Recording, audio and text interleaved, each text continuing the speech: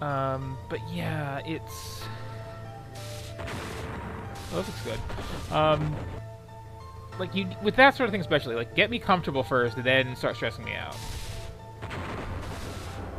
Although that said, Subnautica, which I need Hazel here to play here, still, is... I'm not thinking this at all. Um, is a game that actually starts out with this super high-stress scenario of, like, everything is on fire, as a tutorial, but it's also, like, not as urgent as it looks. So I'm getting extreme, like, Tyrion vibe from this, and I am here for it. Mm-hmm. Okay, This is kind of a lost era of pixel art, this particular PC gaming period that I feel like this is trying to replicate. Okay, seeing the nice high-res Discord logo on there is a little weird. Also, I have no mouse controls, and I kind of like that. You're getting very staticky all of a sudden, by the way. Am I? Oh, it's weird. Let me set that. If I just pop off here and back on. Better? Test, test. Is that any better? I can still hear it in the background. It sounds like wire-style static, so maybe you hooked the wire in a way that, like, made it's spiking quite a bit with whatever you're doing. Oh, is that better? Now. Okay. Yep. Yeah, it's been a loose wire. So, as I was saying, there are no mouse controls in this menu. I approve. This seems to... Oh, that's spacebar. Oh, yeah, okay. I got an actual controller here. Let's see how that goes.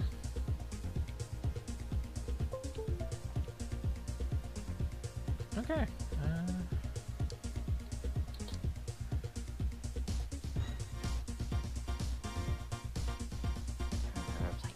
Like Raptor and Highway Hunter, and they're definitely more than that, but they're not coming to mind.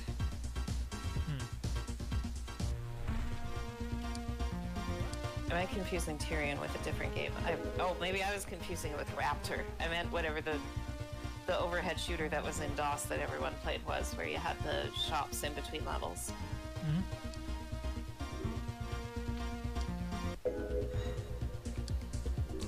Okay, so yeah, this seems like it'll probably be fairly straightforward and is made who have a very serious love for a very specific era of games.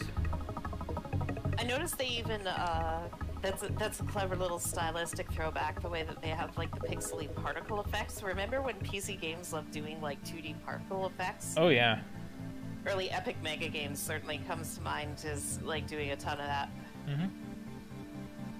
This is, like, the shading style I associate with Android Pinball and stuff. Ooh, these portraits are very, very of the era.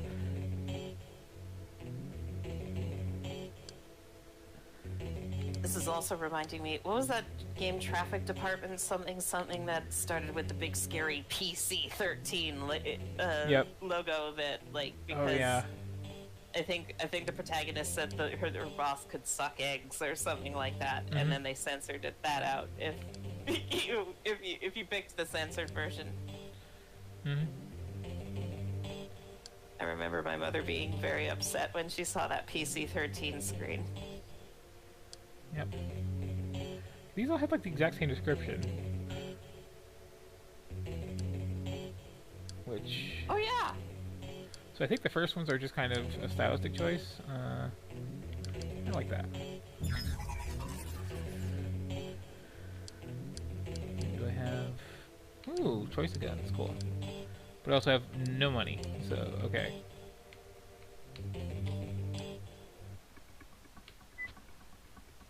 Two-player. Oh, is it multiplayer?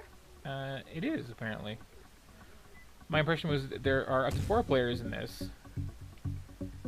And my other impression is it's one of these.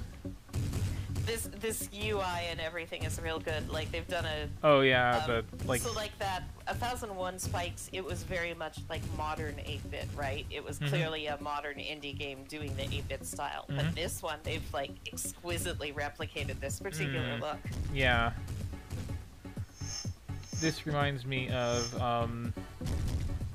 okay, this reminds me of Ambrosia games because I had a Mac growing up and had the weird knockoff share versions of all the things that everybody else recognized. But oh, I see these like explosions and the rapid projectiles, and I'm getting taken back to like Hocus Pocus. Mm-hmm.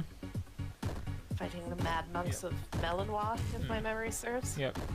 So here I can already say, okay, I like this game. I like what it is doing. We'll revisit it at some point when bored and it's me twitchy. I love the style of the Dragon Nebula there. Mm. Very literal. Yep. Oh, and I have like actually. Okay, no, I have shields that block things when they're there. Cool.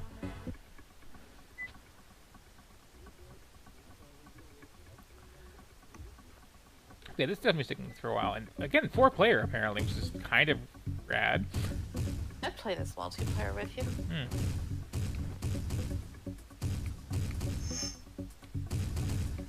But yeah, like even the fact that it has these like very chunky sprites for things was like totally a thing with PC games from this time period. Like consoles were doing the whole like 8x8 tiles thing. Do we have a name for? I guess nobody's like bothered trying to mine this style for retro appeal enough for us to even have a name for it, because we already have like 8 and 16-bit as names for those aesthetics, even where it's not like technically true. But like, what do you call this? What would you call this? Like early DOS efforts to recreate arcade games? Yeah. Like, there should be a style for it. And I'm assuming from the title that they're strictly going for games from 1983 and had, like, very specific references in mind, but,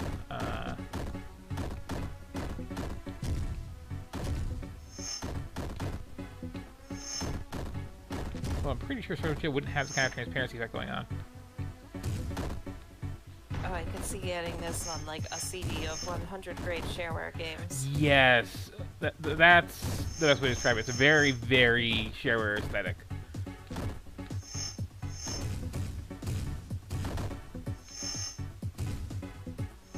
And again, like all of these are just things that I picked up in bundles over the years. Mostly Humble, some other ones early on. So this has actually been like rotting in my library for who knows how long without me ever even giving it a glance. So that's kind of like why I'm doing this. It's like, what little gems will we uncover? Where would you even hire a sprite artist to do this style? They must have like already known someone when this project started, because it would like hinge on that. Or just working it out from scratch. Good soundtrack too. I'm not sure if you can hear much of it. No.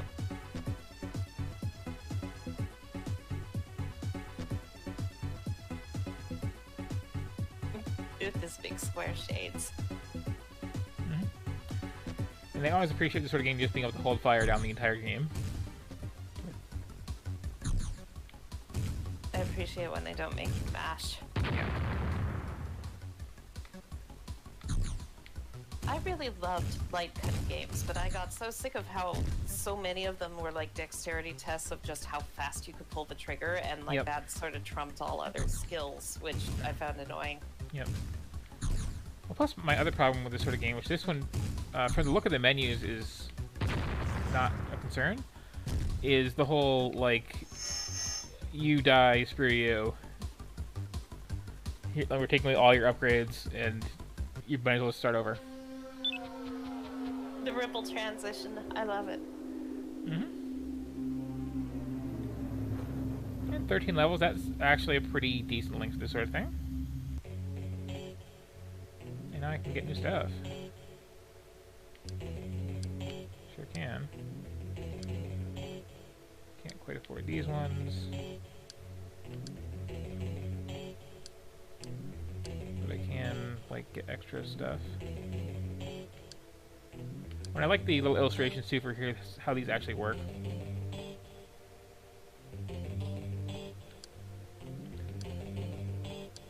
So, I wonder if there's a cottage industry yet of making those like cruelly unfair PC games from this era, like Niet 2.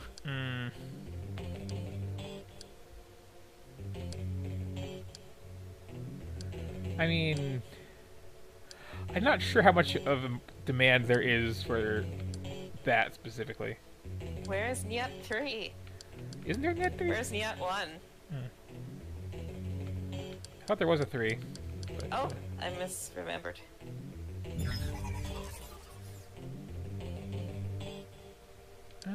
Yeah, why not go up?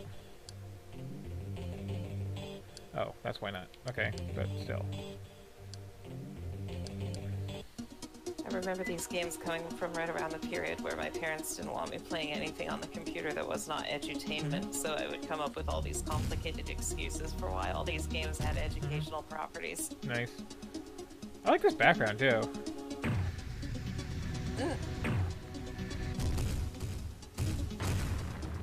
Who installed that turret there? Some jerk.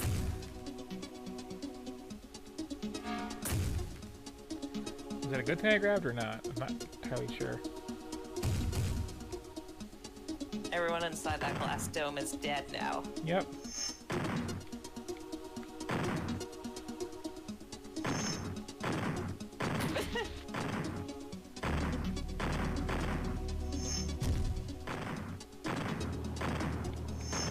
I am proud of my choice of backup weapon of this little R-type option here. This is paying off.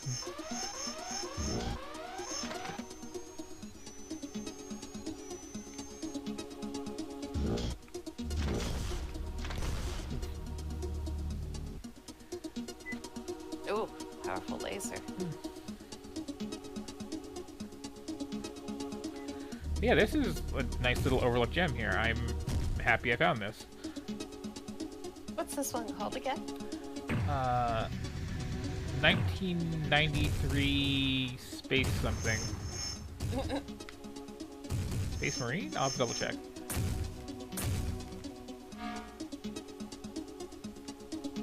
Special power up, okay. Some kind. And I kind of like this whole Ring of Shields thing that'll like... What you see is what you get.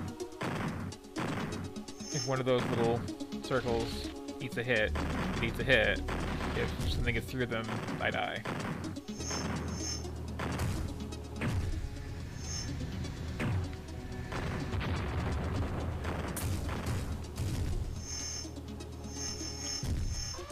And I also appreciate buying upgrades instead of just trying not to die with them. I do love a good bullet hell shooter, but I don't like how they kind of took over the whole space shooter market. Yeah. This is very good in a lot of ways. Take that, innocent civilians. Bullet hell games, in part, were remarkable because they existed in relation to games like this too. It's like, what if this game, but the whole screen is bullets? But if that's the only thing, it like loses the contrast. Yeah, I agree. What was like the first really big one of those too? That's an interesting question. Like, I want to say Ikaruga, but no, that was one that people just kind of like brought back the flavor for and really went nuts with it. Ikaruga feels fair compared to, like, to me a bullet hell shooter is like a part where you is like a game where you just have to start like reading the waves rather than the individual projectiles and just kind of it's bullet hell once you have to like zone and stare through the screen to even have a hope of dodging anything. My shields actually regenerate a little bit if they take a hit. I just noticed. Nice of them.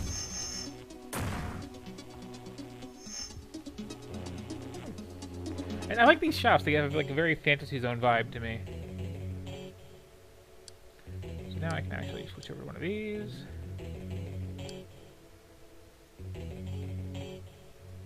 Did you ever play Operation Neptune?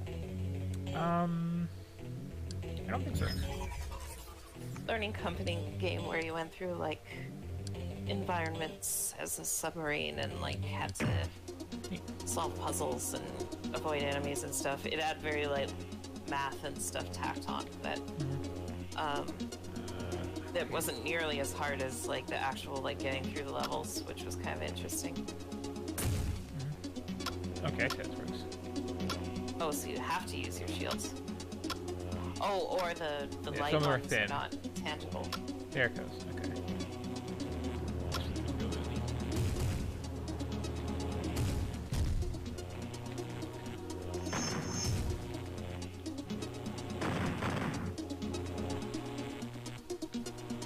Yeah, if you see there, my shield went from a little X and then came back.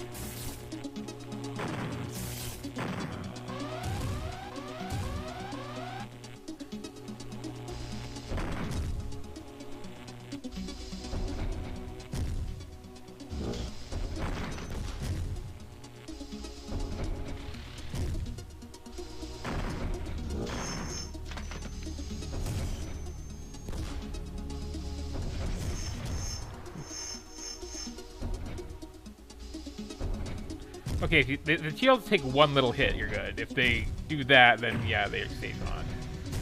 Which is fair. That was kind of me just really mashing him into the ground. Oof. But, okay, yeah. I think that's a good taste of that one. Good game. I like it. And who made this? That looks like 3 people.